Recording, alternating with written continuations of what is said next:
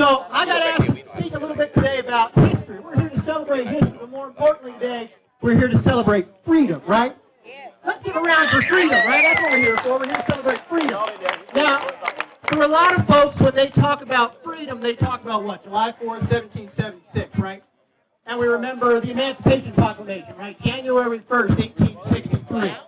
Now, I think we all know the Declaration of Independence on July 4th, 1776 did not do what it set out to do with all that all men are created equal language.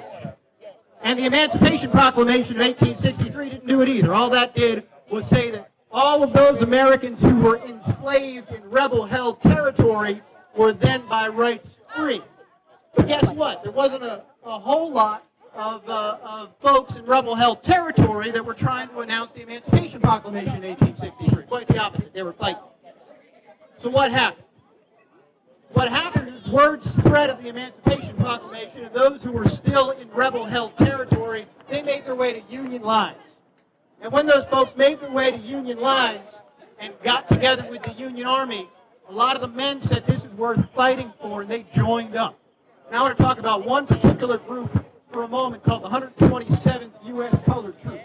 And they came from the Carolinas, and they went to eastern North Carolina where the federal troops were, and they signed up. They marched from 1863 to 1866 under a flag that says, "We will prove ourselves men." Not property, not animals, not second class. We will prove ourselves men. And they carried that flag in the Battle of Petersburg. They carried that flag to Appomattox, and they were there to witness the Confederacy's fall under that flag that says, "We will prove ourselves men." And their next stop after Appomattox, they marched from Virginia to Texas, and they were in Galveston, Texas in 1865 on this very day, on June 19th, when General Gordon Granger got to stand on the second floor of a big, pretty building in Galveston and tell those gathered, "Y'all might not have heard, but you're free." Today, June 19th, 1865, I declare that all of those enslaved in the former Confederate-held territories of Texas, you're free. You're Americans. So what happened to the men of the 127th Colored Troop? What happened to the other men who fought under similar flags as they went largely back home to places like Fort Mill, home to places like North Carolina and Virginia, and everywhere else where they used to be enslaved, and they came back as free men. Because they fought for it, and they earned it themselves. This was not something that was given to them. This was something they earned with a sword and a gun. And they came back here to a place like Fort Mill.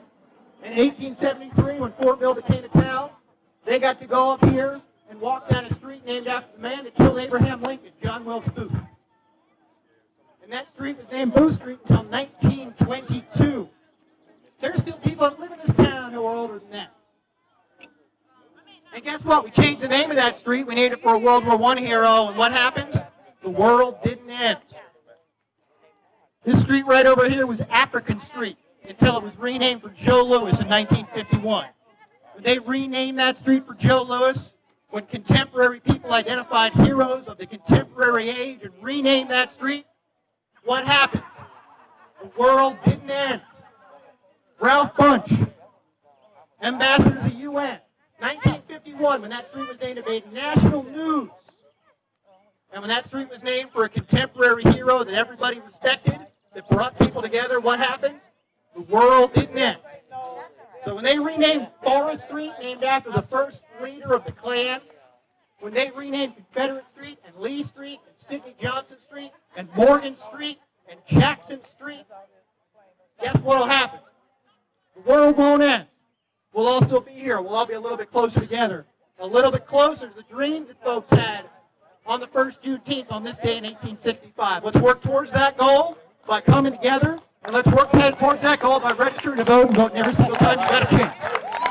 Thank y'all.